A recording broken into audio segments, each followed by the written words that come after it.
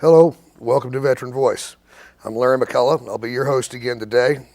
Glad that you tuned in for the program today. We've got a guest who's been on once before when we had a program about MASH units in the past, and he's getting ready to retire from the military. And he's a great speaker. He's a good friend, and I wanted to have him come on and talk a little bit about his experiences and what the Army's meant to him. So, Colonel John Knight, Johnny, welcome to the program. Thank you. Glad to be here, Larry. It's always good to see you either over at the post or when you come back to see us here. Either way.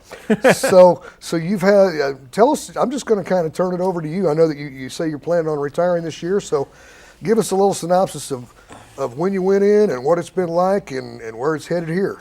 Larry, before we begin, I want to say thank you to the ladies and gentlemen of the VFW. That is one fine organization. You're a bunch of fine folks, and you've done a world of good for the military over the years. And I just want to say thank you from the bottom of my heart. Many times people don't get thanked for what they do, and you guys need a big thank you from all the veterans. Well, we appreciate it. It's our pleasure to do it. We enjoy doing it. It makes us feel good, but I thank you for that.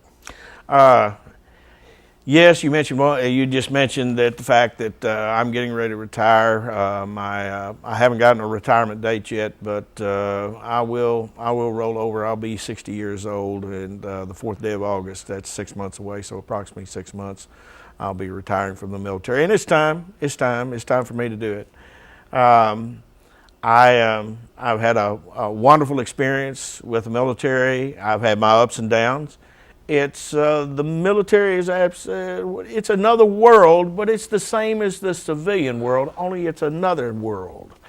And it has. I've had the fortune of being able to enjoy both aspects of it. Being in the reserve system for 28 years, I have enjoyed the civilian world, and at the same time, I've had the opportunity to enjoy the military side of life too. And there's endless tangents that I could go off on. And Larry, I know that I guess the best thing of all the military after you retire and when you reflect back over the years are the memories. And you can remember them like I do, the good memories that you have, the bad memories that you have, but the good memories that you have too. Yeah, I remember saying before that you have some of the best times and the worst times of your life. Exactly. But when you look back on those ones that are good, you really treasure those now as the years go by. Yeah, the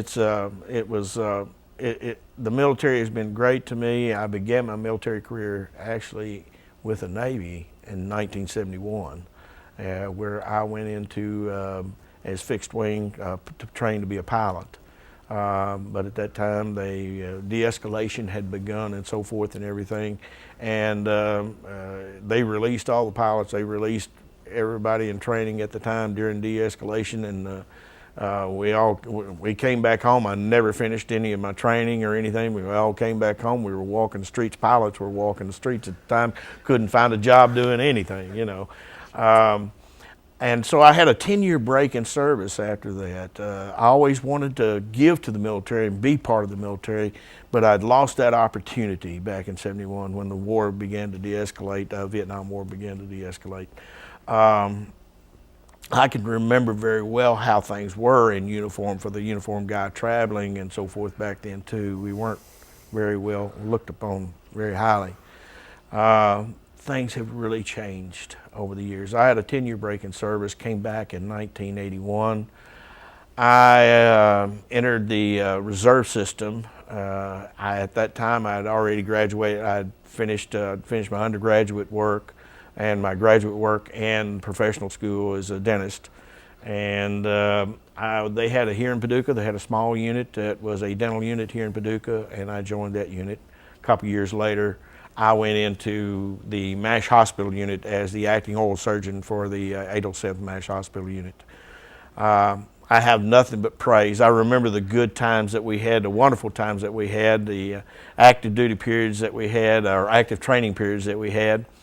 And, you know, you learn to make lemonade out of lemons. That's what, it's one of those things that you look back and it's the joy of your life. I had opportunities. Was given educational opportunities, even though I was a professional. After that, I went back in the 90s, and they sent me. They paid my education to learn to do anesthesia work down at the University of Alabama, Birmingham. After all these years and all the deployments that I have done, I look back and I see these young kids. These young kids, I'm sitting here, I'm fixing to turn 60 years old. I know what you mean. And I look at these guys and these kids, and I say, what better? If a young boy or a young woman getting out of high school and they're not sure what they want to do with their life, it's one of the best experiences that they will ever have. They'll reflect back, just like so many of us do, and think of all the good things that happened to them, where it gave them a start. It gives a young person the opportunity to take those years when they're in a transition. I look at those young people and I see them in a transition period. They go off to college, and in high school they had a 4-point average, and they go off to college and they come back with a 2. They're lucky to have a 2 point, and because it's a shock in their life. And it was a shock in my life at that time too. I went through boot camp. I did all the things, that they all do. Hey, it's like joining. You're joining something that everybody has to go through it. You have to be initiated, and after you do that, and they give you, the military gives you an education, you can take it and run. And they offer you opportunities out of this world. So I say to the young people, and I say to the parents, if you're not sure your child knows where they want to go, give the thought to the military. I don't care whether you pick the Army, the Navy, the Marines, the Air Force, the Coast Guard, whatever.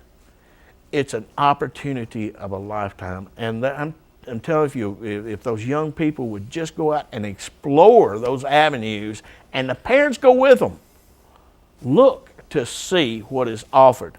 I never would have believed what was offered by the military until I saw it with my own eyes and I explored the avenues.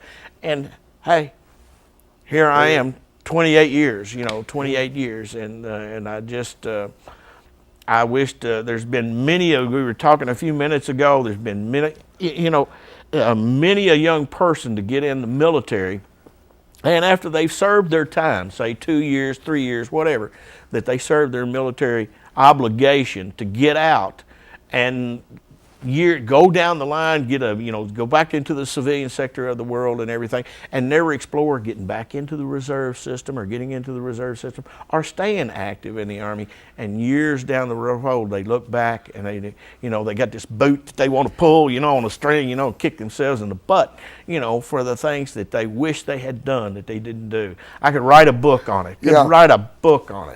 And I have seen, not only for myself, the education I've been able to get, I just, I can give you instances where I see, right now, I've written a letter of recommendation for a young boy that was a dental assistant, my dental assistant.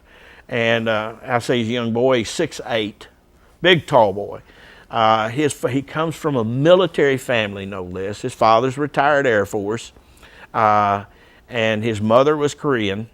And he lived big part of his life in Korea, and the other part of his family, he'd get to come home, I think, during the summer times and visit in the United States and stay with some relatives in Florida. Now that he has gotten out, he joined the Army Reserves, got into the Army Reserves, got activated, spent a year over in Afghanistan. I got to know the young man, and this year, he had his heart set on getting to be a physician's assistant program, and this next year he'll start physician's assistant, and the military's paying for all of it. They're paying for all of it. all the time he was in the military, he started college in the military, started all of his undergraduate work, completed all of his necessary work to get acceptance into the school, had the grade point average. Whereas before he got into the system, he got out of high school, wasn't mature enough to handle that shock of going from high school to the big university, off to the big university, and he came back, was a 4 point in school, came back with a 2 point, said, now what do I do with my life, And he decided on the military. Now he's got a career. He's going to finish PA school, physician's assistant school. He'll get out and he'll spend about 4 to 6 years with the military, giving back the time for all the education that they're going to pay for him, and then he can get out and go to the civilian world if he wants to, or he can go for retirement. He's going to retire out no less. Now he came from the enlisted side, and he's going to go over, and he's going to retire out no less than a major or lieutenant colonel if he puts all his years in.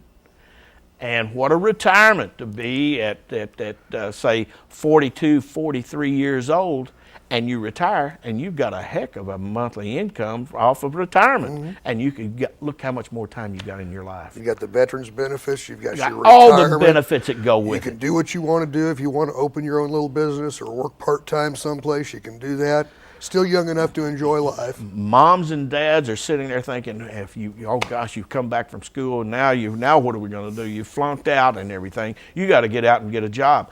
Hey, not only do they have to get a job, who's going to be paying for that medical insurance that they've got to buy? Exactly. Who's going to be, paying for all the meals? Where are you going to live, son? Or where are you going to live, hon? My daughter, where are you going to live? It's time for you to leave the nest. I'd certainly recommend that the parents explore. And so parents have so much apprehension over their children, and I understand. I always my son is not military. But I always encouraged him to be military, but he made his own choices. I don't make them choices for him. But it's good for both parents to explore those avenues. And I think there's a lot of young people out there today that are missing the boat because they're not exploring those areas. And they have tremendous benefits program. You get in there, you've got a home, you've got a full-time job, you've got responsibility. And you learn to accept that responsibility, and you do a heck of a lot of maturing in 2 years. And if you spend 2 or 3 years in there, if you so don't like it, decide not so like it, but you decide to do something else with your life, so be it. But I've seen so many that have gone through the programs and have carried on and finished their military careers out and been happily ever after. Well, you talk about that transitional period because when you're in high school, it's all pretty much mom and dad make you do the homework. You got certain places you got to be, certain classes this time, that time, all those type of things, and then your social functions are what they are. You get out and go to college, you don't have somebody looking over your shoulder telling you, hey, get out of bed, you got an 8 o'clock class. Yep. And it's too easy to think, I'll make it up later and roll back over. Yep. And by going in the military, you get focused, you learn that structure, and you learn to do it for yourself and to yourself. They teach you, you're right, they make you mature. And you hate it sometimes while you're in there and you're thinking, this is ridiculous. But when you get done with it and look back, you think, I'm an adult now. They turned me into a good adult. Exactly. And the opportunity, like I said, the opportunities are there. These kids are going into the military, they're serving their time and everything, and at the same time, like I said, they if something happens to them, they have the latest and greatest dental and medical equipment and the physicians and dentists to take care of nurses, everything. It's there. And they have every opportunity in the world. They can go to college the whole time. It doesn't make any difference if they're in Afghanistan, if they're in Iraq or Kosovo or Bosnia or where they are. They can continue to go to school while they're in those locations. And it's just a wonderful thing. It's been wonderful for me. And it's not for everybody. I agree, it's not for everybody. But that by the same token, you'll never know. You'll never know unless you explore those opportunities. And it would behoove the parents and the young people to get out and explore those avenues and everything. I can see where parents might have concern right now because of the fact that we are in a conflict or a war, and they don't want anything to happen to their child, and I Sure they understand don't. that. But you know, this is something this is not going to last forever. I hope, hopefully not, and they're gonna have to do a tour of duty over there or something. But you know, that's what builds character. You know, and you Absolutely. are serving the country. That's right. And we've got to have people to defend this country. Otherwise, we might as well just hand it over. Who's to say? You know, every time you walk out there and you get in your automobile to go someplace, you take that chance. You take that chance that something bad is going to happen. Every time you step off a curb to cross the street, you take that chance. Every time you know, it's the same in the civilian world. I'm just wonder sometimes if you took that same populace of our American soldiers, men and women that are in Iraq right now, and you placed them back here in the States doing in the civilian world, those same people, how many of them would have something detrimental, or, you know, medically or physically happen to them, some accident or something? How many would happen to? Bet you there wouldn't be a lot of difference. You're right. You know, when you go into the military, you plan for that. You train for that and everything. When you're in the civilian world out here, you think everything is a bucket of roses, but it's not. That's what we got by on Vietnam. We thought, well, at least we know. You know, you'd hear about your friends back there. I had a very, very good friend of mine, my best friend, all through school, that got killed in a car accident while I was in Vietnam, and we kind of talked about that. And we thought, you know, at least over here, when you go out, you know that they're looking for you. You know that you're in danger, so you're on your toes and you're watching for it. Whereas when you're just stumbling down the street and driving your car and doing whatever, you don't think about the fact that just over the next hill or around the next curve could be your last minutes in life. So in the military, you're right. You're going to be someplace, and that's a good point. You probably would have the same percentage that would have something happen to them back here as what happened in a combat zone. I know more than got back from one of my deployments that I was here in just the immediate area. I was headed locally in my pickup truck to go somewhere. I was topping a hill, and I could see on the other side of the hill, I could see the roof of an SUV or another vehicle coming over, and that automobile was already on my side of the road. And there was nothing for me to do but hit the ditch. And it was a young lady. She had a young child in the car, and she was practicing her cellular technology. And she almost took us all out. And that's just the things that can happen. You know, I've been deployed many times, several times, different areas, and come home and not be home 3 weeks, and something like that happened to you. You know, so you never know what's going to happen, what's out there. You know, and parents, I don't mean for parents to think that they are just that their sons and their daughters are going out on the front lines, because that's not the way it is. We got physicians, we got dentists, we got medical corpsmen, we've got administrative personnel, we have people that do all sorts, plumbers, electricians, the whole mesh. Technology people that never see the front line, are nowhere close to the front line doing anything, but they've received good training, absolutely good training. They've received a whole lot that's going to be a blessing in their life later on, and a lot of them stick it out and stay on cue with it. And it's not, you get time off, and you know, like I say, I mean, in Vietnam we had a lot of time out in the field, but we had some time in the back areas where we had a chance to party a little bit, relax, enjoy ourselves, and you were a little bit more limited than the things you had back in the world, but you made do with what you had, and you had a great time with the guys you were with. You form a bond, and I'm sure you know this. Oh yeah, that camaraderie. Bond, camaraderie that nothing can break. It's stronger than any fraternal organization or any fraternity that you'll ever see. Absolutely. And you get to know people all over the world. You get to travel all over. I've had the opportunity in my career to travel almost all over the world, except for the Far East. I have never been to the Far East, but I've done a lot of travel. South America, Central America, Europe, Germany, and just in lots of places throughout the world I have been. Otherwise, you know, I would have never had that opportunity. And I've always been an explorer, and I want to see how the other world lives. Now, I will tell you, folks, I've traveled a whole bunch of this world, and there's a lot of things that I see wrong in our government, and everybody does, and a lot of changes that we need to make. But I will tell you this, we got the best show going out of everything you'll ever see. I think a lot of people take the rights and things that we have in this country for granted. I know that I do. Oh. And just the 2 years that I was in the Army and the year and a half I was over in Vietnam, you realize when you see how other governments work, even though they may be trying to emulate or be like we are, that they just don't. They don't have the type of things that when you get back in the United States. And I would think that people see that when they go to a foreign country just on a vacation.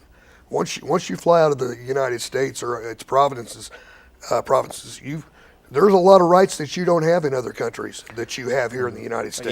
Even in a military uniform, when you go over to another foreign country, there's a lot of things. When they say when you live in Rome, do as the Romans do.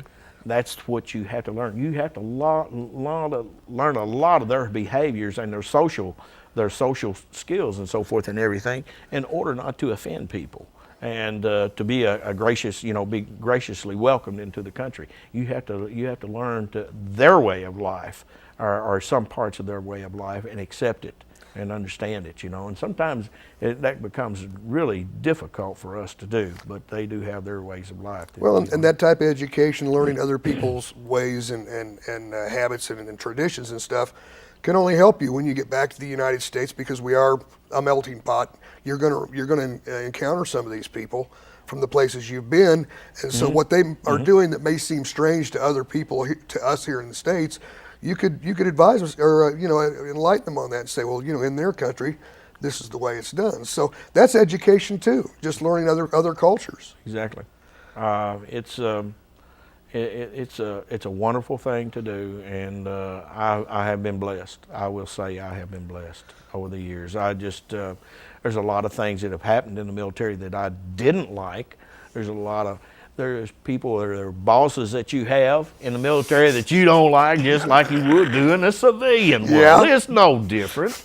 It's not any different. It's just a different world. And when you get out there and you're involved in that all those years, and even for a short period of time, whether it's 2 or 3 years that you got an obligation, to give to the military, that you make that sacrifice, you'll remember all the good things. You'll remember the bad things too, but you'll remember all the camaraderie and everything that went with it. And it's just a fabulous thing. And like you said a little while ago, there's many a guy's kicking himself in the rear end, and a woman too. I wish they had. If I don't know why I did what I did. Why did I get out? I don't know now. And I wished I had stayed. But it's been good to me. I have absolutely no. Well, life is pretty much what you make of it. If you want to sit around and feel sorry for yourself and, oh, I'm a victim, and, oh gosh, I got the raw end of the deal or something like that, you can sit around and pity yourself but it's not going to get you anywhere. Everybody in life is dealt lemons at some time. You're dealt lemons, and things happen beyond your control. But what you can do is take that as a learning lesson and go from there and improve on it. Like I said, learn to make lemonade out of lemons. That's one thing that I learned in the military, is that if you make a mistake and you learn from it, then it's really not a mistake. It's a learning experience. That's exactly right. Now, if you make that same mistake again, you just ain't paying attention. You just right. you just ain't you ain't getting it. That's shame on you, Tom. Yeah, that's right. And I remember in Vietnam, it was like you learn from your mistakes and you learn from other people's mistakes, because sometimes you only get one.